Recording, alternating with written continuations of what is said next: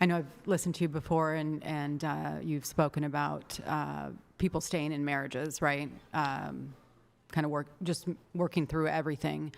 I mean, so one of the questions I have for you is, for example, if a woman, if there's the fact that they didn't get along, without going into detail, over several years they didn't really get along, and eventually that caused distress for the woman to where she fell out of love.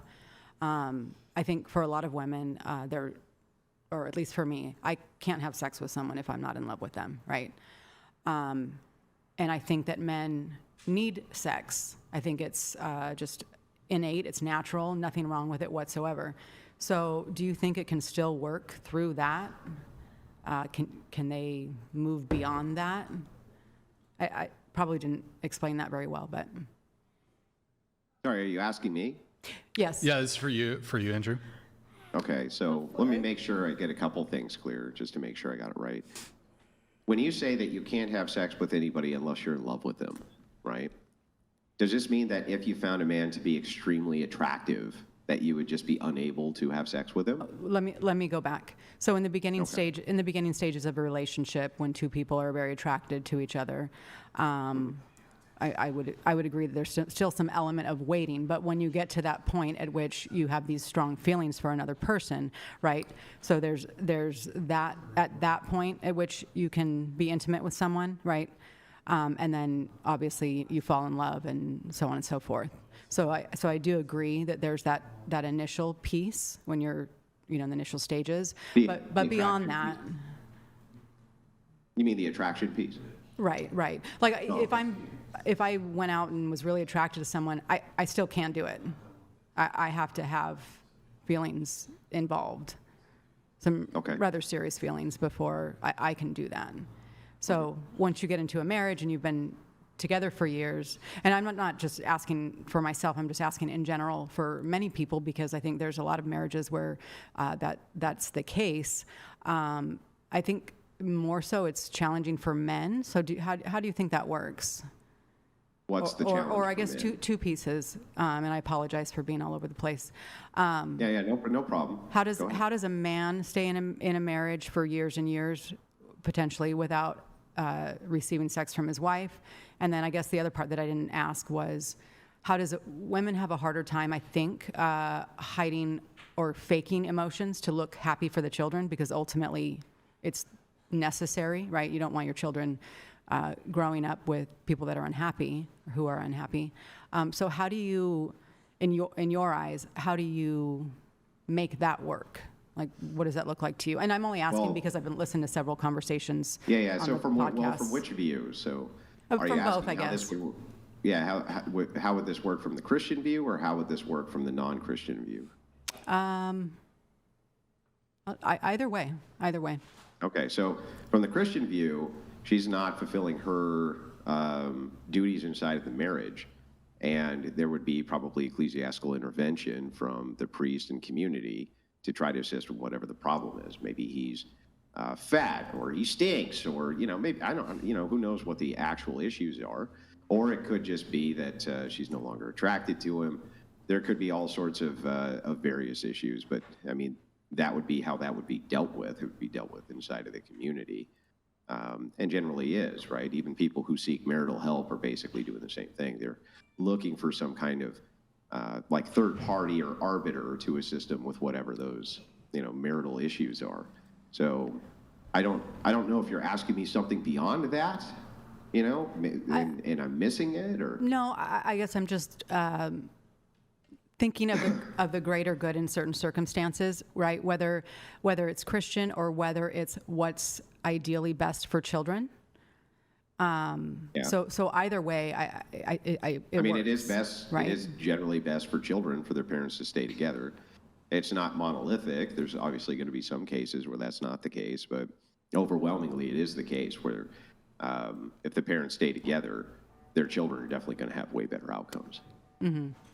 So ultimately, I mean, what if there isn't a way to work around that? What if the woman has tried, has done her best to do her duty, and it's the thing is like, this is an interesting question, And I talk about this a lot with various people from all over the place. But when I start to hone in on the specifics, because in this case, we're making like kind of a general statement. It is generally true that if parents stay together, even if they like don't have that spark or whatever it is, it's probably going to be better for the children. That is factually true. But then the question is like, what if it's the case that they just are so bad for each other that they can't make it work? But anytime we discuss it, I hone in on the specifics. If there's not or drug addiction or things like this, usually it's just one person's not trying at all. They just don't want to participate in the relationship. Can I pipe in on this real quick? On this thing? It's me. Sure. This whole stay together, for the kids thing. Kids are not stupid. Okay, that's the thing about parents and about adults. They try to underestimate kids. Kids are not stupid. They see and they know everything. They hear everything. They know when their parents are in their beds, okay? I know I did. I could wake up and, 2 o'clock in the morning and hear the waterbed sloshing. I mean, that's how old I am. I had a waterbed parents. Remember waterbeds? Yeah. But don't stay together because of the kids. No, because they know when you guys fight, they know when you guys are being fake. And you know what? That's not good psychologically for a child to know that you don't give love to your spouse. You don't give love to the person you're supposed to love, okay? The person that you conceived with to bring them in the world with. And all of a sudden you don't, and then you're just like acting like roommates? Are you kidding me? You think a kid doesn't realize that? Stop it. So I'll address kind of your arguments here. I've heard them a million times from feminists. And if it's because of child support payments, well, you know what? Guess what?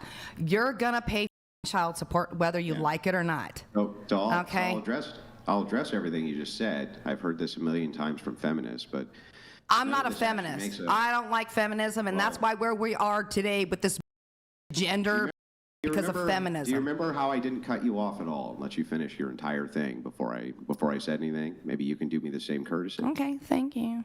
You're welcome. Yeah. Well, I don't know why you're thanking yourself and then welcoming yourself, but anyway, in any case, back to this. So sorry, not sorry. Okay, so anyway, the reason that these sorts of arguments don't hold up is because, first of all, children in their tender years don't really remember. Right, they don't. That's called their formative years. Yeah, so here's the thing. When do they need the formulation of mom and dad the most? Always, because always kids know when parents are being loving to each other. Can you tell me what does the word most mean? Do you know what that word means? So when do they need it most is the question I asked you. Not do they always need it, but what Are you going to give me a statistic on most, really? I mean, a kid, when they see their parents together and when they see their parents loving together, hang on. Can you stop freaking out and just calm down for a second so I can ask the question? If you I'm not freaking out. I'm just answering the goddamn question. So anyway, if you had to pick a set of years in which were the most important years for a child, which years would you put those in? 0 to 5, formative years. Right, exactly, the formative years. There we go. So those would be the. So if you don't show your wife or she don't show you love in those formative years, that kid is not going to know what love is. Either if you show your kid love, they are not. Yeah, so I mean, how come all of the research on this is completely against you? That even if it's the case for. Especially for what research, Spock? Yeah, I'm Dr. Spock. Here's Dr. Spock. Yeah, here's what you can find. I understand that it's difficult for you because this morning was maybe the first time in weeks that you had to get off of your back. But if you could just no, seconds, we can actually dive in. I ain't had no in about 2.5 years, and that's not even the reason. I don't even want it, man. Yeah. So anyway, so the thing is like. If we look at the stats, yes, this is indeed the case that it's cohabitation. Epitome of my misery is what y'all are. Where you find the. I mean, I don't know. Maybe you just don't want to have a conversation. You just want to freak out. Can I ask a question? When you say that it's always better that the parents stay together, as long as there's no or anything like that, Yeah, Better than Actually, that's not what I said. Okay. I didn't say it's always clarify better. what you. What Okay. did I? Hang on. So I get straw man constantly, and the reason is because like ladies I was just talking to, they can't be quiet long enough to listen to what I'm saying. So even though I listen to you. even though I will listen to everything they just said, when I'm giving a response, they just can't even chill out for 5 seconds to even hear what I'm saying. So that's what happens is people straw man me constantly. I didn't actually say in all cases. I wouldn't say that because that would be a monolith. I'm just saying that generally this is Generally, true. okay. So most cases, we could say at least in most cases, this is true. Generally, better than. And there's that most thing that you were talking about again. Okay, well, hold on. I want to make a point. So better Yeah, you than. remember how I used that word in context so it actually made sense? Better than what? Better than divorce across the board? Better than a child living in 2 different homes? Better than what? Well, the conditional of divorce most often leads to cohabitation between you and somebody who's not the parent of your child.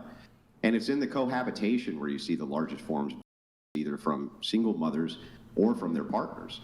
You rarely see this type of inside of homes where you have the biological father and the biological mother.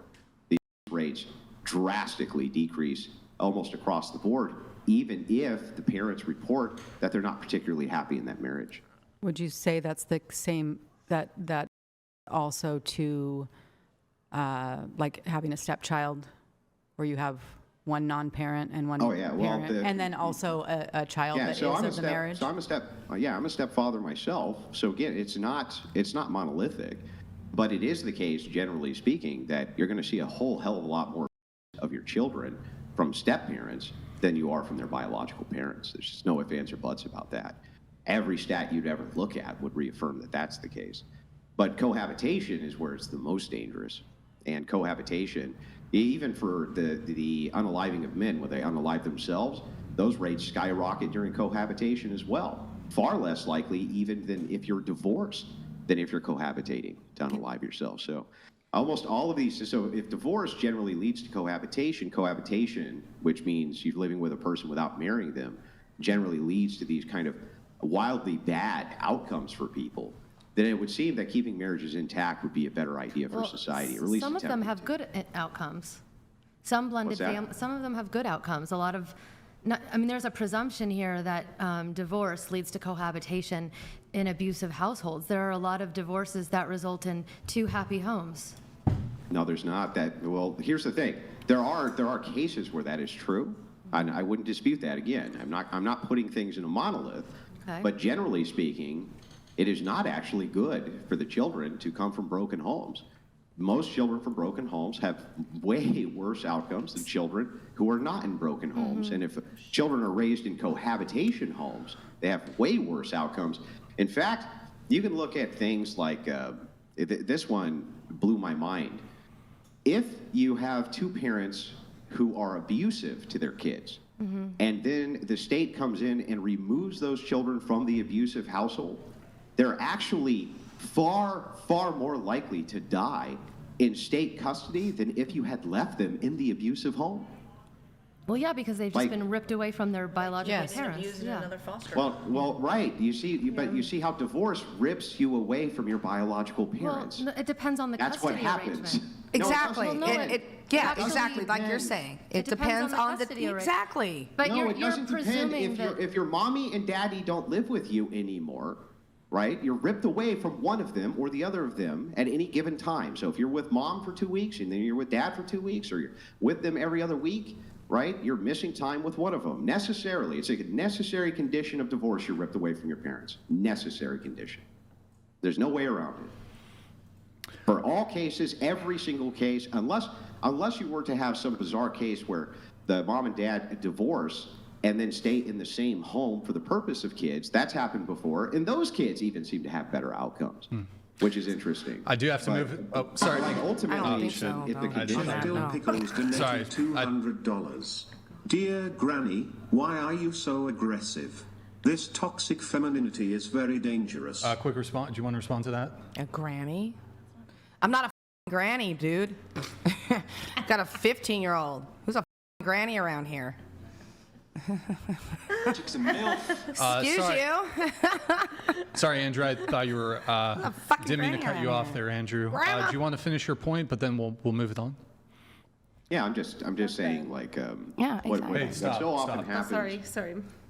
What so often happens is the sum all categorization, which is incorrect, and most people argue from this, which is just silly, right? It's like if you say generally speaking, it is the case that the sun will be shining tomorrow in Santa Barbara. I am correct that that is true, but you could still have a sunrise in Santa Barbara and not see it because it's an overcast day, right? It's like I wouldn't put it at anything in a monolith that way, but we can still look at outcomes. General outcomes of society, and everything policy-wise is a give or take. You're taking from this group, and this group is going to be disproportionately affected. That's politics 101. There's no way to placate everybody, but we still know exactly what's good for the social adjustment of a society.